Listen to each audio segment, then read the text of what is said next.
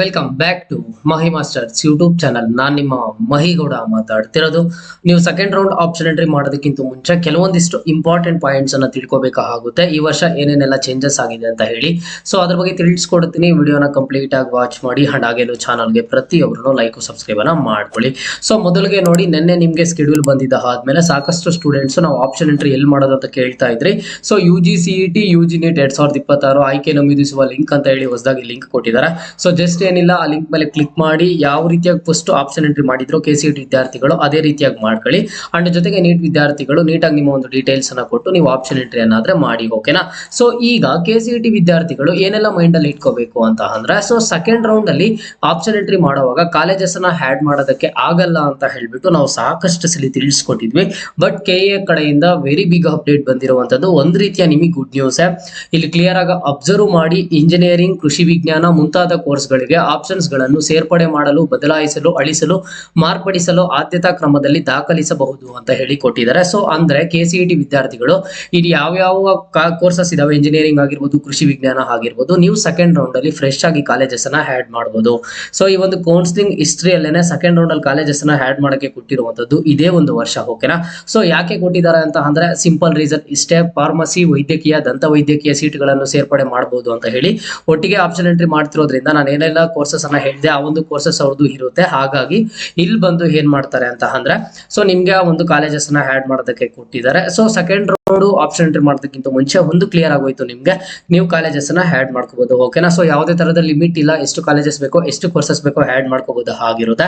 And ಜೊತೆಗೆ ಇನ್ನೊಂದು important ಆಗಿ, ನೀವು ಯಾರಾದ್ರೂ first round final allotment results ಬಂದಿದ್ದ ಆದ್ಮೇಲೆ ಚಾಯ್ಸ್ 1 ಸೆಲೆಕ್ಟ್ ಮಾಡಿ ಒಂದು ಕಾಲೇಜ್ಗೆ ಅಡ್ಮಿಷನ್ ತಗೊಂಡಿದ್ರೆ, ಅಥವಾ ಚಾಯ್ಸ್ 2 ಸೆಲೆಕ್ಟ್ ಮಾಡಿ ಸೀಟ್ ಅನ್ನ ಹೋಲ್ಡ್ ಮಾಡ್ಕೊಂಡಿರ್ತೀರಾ.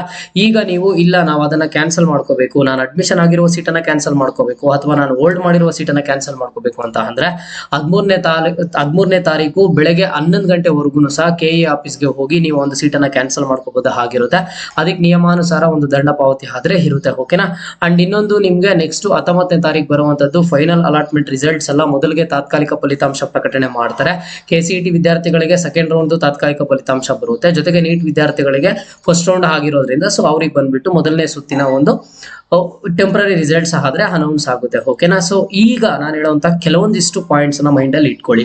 ಸೆಕೆಂಡ್ ರೌಂಡ್ ರಿಸಲ್ಟ್ ಬರುತ್ತೆ. ಸೆಕೆಂಡ್ ರೌಂಡ್ ರಿಸಲ್ಟ್ ಬಂದಿದ್ದ ಆದ್ಮೇಲೆ ಚಾಯ್ಸ್ 1 ಇರುತ್ತೆ, ಚಾಯ್ಸ್ 2 ಇರುತ್ತೆ, ಚಾಯ್ಸ್ 3 ಇರುತ್ತೆ, ಚಾಯ್ಸ್ 4 ಇರುತ್ತೆ ಅಂತ ಹೇಳಿ ಯಾರು ಅನ್ಕೊಳ್ಳೋದಕ್ಕೆ ಹೋಗ್ಬೇಡಿ, ಓಕೆನಾ. ಸೊ ಈ ವರ್ಷ ಒಂದು ಚೇಂಜಸ್ ಅನ್ನ ಮಾಡಿದ್ದಾರೆ. ಸೊ ನಾನು ಈ ಒಂದು ಚೇಂಜಸ್ ಸ್ಟಾರ್ಟಿಂಗ್ ಅಲ್ಲಿ ಹೇಳಿದ್ರು, ಅದ್ರ ಪ್ರಕಾರ ಮಾಡ್ತಾರೋ ಇಲ್ವಾ ಅಂತ ಹೇಳ್ಬಿಟ್ಟು ಕನ್ಫ್ಯೂಸ್ ಆದ್ರೆ ಇತ್ತು. ಬಟ್ ಈಗ ಕ್ಲಿಯರ್ ಆಗ್ಬಿಟ್ಟಿದೆ. ನಿಮ್ಗೆ ಸೆಕೆಂಡ್ ರೌಂಡ್ ರಿಸಲ್ಟ್ಸ್ ಬಂದಿದ್ದ ಆದ್ಮೇಲೆ KCET ವಿದ್ಯಾರ್ಥಿಗಳಿಗೆ ಚಾಯ್ಸ್ 1 ಅಂಡ್ ಹಾಗೇನು ಚಾಯ್ಸ್ 4 ಕೇವಲ 2 ಆಪ್ಷನ್ಸ್ ಇರುತ್ತೆ. ಚಾಯ್ಸ್ 2 ಆಗ್ಲಿ ಚಾಯ್ಸ್ 3 ಆಗ್ಲಿ ಇರೋದಿಲ್ಲ. ಸೊ ಒಂದು, ನಿಮಗೆ ಸಿಕ್ಕಿರುವಂತ ಸೀಟ್ ಅನ್ನ ಅಡ್ಮಿಷನ್ ತಗೋಬೇಕು ಚಾಯ್ಸ್ 1 ಕೊಟ್ಟು, ಇಲ್ಲ ಅಂತ ಅಂದ್ರೆ ನೆಕ್ಸ್ಟ್ ನೀವು ಆ ಒಂದು ಕೌನ್ಸಿಲಿಂಗ್ ಇಂದ ಎಕ್ಸಿಟ್ ಆಗ್ಬೇಕು. ಸೀಟ್ ಅನ್ನ ಹೋಲ್ಡ್ ಮಾಡೋದಾಗ್ಲಿ ಅಥವಾ ಸಿಕ್ಕಿರೋ ಸೀಟ್ ನ ಕ್ಯಾನ್ಸಲ್ ಮಾಡಿ ನೆಕ್ಸ್ಟ್ ರೌಂಡ್ ಪಾರ್ಟಿಸಿಪೇಟ್ ಮಾಡೋದಾಗ್ಲಿ ಯಾವುದೂ ಸಹ ಇರೋದಿಲ್ಲ. ಸೊ ಈಗ ನೀವೇನ್ ಮಾಡ್ಬೇಕು, ನಿಮ್ಗೆ ಆಪ್ಷನ್ ಎಂಟ್ರಿ ಮಾಡೋದಕ್ಕೆ ಒಂದು ಟೈಮ್ ಅನ್ನ ಕೊಟ್ಟಿದ್ದಾರೆ. ಸೊ ಇಲ್ಲಿವರೆಗೂ ಆಪ್ಷನ್ ಎಂಟ್ರಿಗೆ ಟೈಮ್ ಅನ್ನ ಕೊಟ್ಟಿದ್ದಾರೆ 13ನೇ ತಾರೀಕುವರೆಗೂ. ಜಸ್ಟ್ ನಿಮ್ಮ ಒಂದು ಆಪ್ಷನ್ ಎಂಟ್ರಿ ಲೀಸ್ಟ್ ಅಲ್ಲಿ ಯಾವ್ದಾದ್ರು ಕಾಲೇಜ್ ನಿಮಗೆ ಬೇಡ ಅನ್ನೋ ಹಾಗಿದ್ರೆ ಫಸ್ಟ್ ಅದನ್ನ ಲೀಸ್ಟ್ ಇಂದ ಆಚೆ ಇಡಿ.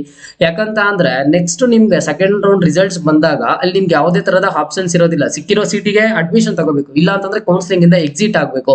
ಹಾಗಾಗಿ ನಿಮ್ಮ ಒಂದು ಆಪ್ಷನ್ ಎಂಟ್ರಿ ಲೀಸ್ಟ್ ಅಲ್ಲಿ ಬಂದ್ಬಿಟ್ಟು ಈಗ ನೀವು ಕ್ಲಿಯರ್ ಆಗಿ ನೋಡ್ಕೊಳ್ಳಿ, ಯಾವ ಕಾಲೇಜಸ್ಗೆ ನೀವು ಹೋಗೋದಕ್ಕೆ ರೆಡಿ ಇದ್ದೀರಾ ಅದನ್ನ ಮಾತ್ರ ಆಪ್ಷನ್ ಎಂಟ್ರಿ ಲಿಸ್ಟ್ ಇಟ್ಟು ಉಳಿದಿರುವಂತ ಎಲ್ಲದನ್ನು ಆಚೆ ಇಡಿ. ಯಾಕಂತ ಅಂದ್ರೆ ಅಷ್ಟು ಕಾಲೇಜಸ್ ಅನ್ನ ಕನ್ಸಿಡರ್ ಮಾಡಿ ರಿಸಲ್ಟ್ ಅನೌನ್ಸ್ ಮಾಡಿದ ಆದ್ಮೇಲೆ ಒಂದು ಅಡ್ಮಿಷನ್ ತಗೋಬೇಕು, ಇಲ್ಲ ಅಂತ ಅಂದ್ರೆ ಕೌನ್ಸಿಲಿಂಗ್ ಇಂದ ಆಚೆ ಇರಬೇಕು.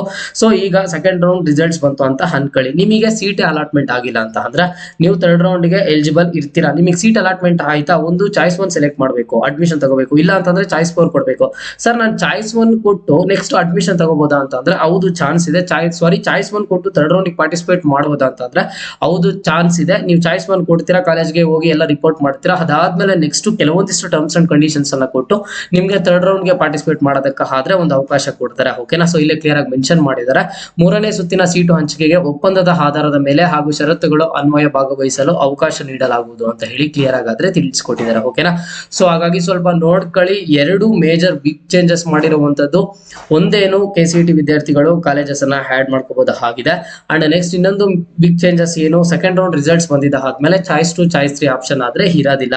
ಹಾಗಾಗಿ ಆಪ್ಷನ್ ಎಂಟ್ರಿ ಲಿಸ್ಟ್ ಗೆ ಬೇಕಿರುವಂತ ಕಾಲೇಜಸ್ ಅಲ್ಲಿ ಮಾತ್ರ ಇಟ್ಕೊಂಡು ಆ ಕಾಲೇಜಲ್ಲಿ ಯಾವ್ದಕ್ಕಾದ್ರೂ ಸೀಟ್ ಸಿಗ್ಲಿ ನಾನು ಅಡ್ಮಿಷನ್ ತಗೋತೀನಿ ಅನ್ನೋ ಹಾಗಿದ್ರೆ ಮಾತ್ರ ಆಪ್ಷನ್ ಎಂಟ್ರಿ ಲಿಸ್ಟ್ ಅಲ್ಲಿ ಆ ಒಂದು ಕಾಲೇಜಸ್ ಅನ್ನಾದ್ರೆ ಇಟ್ಕೊಳ್ಳಿ. ಓಕೆನಾ.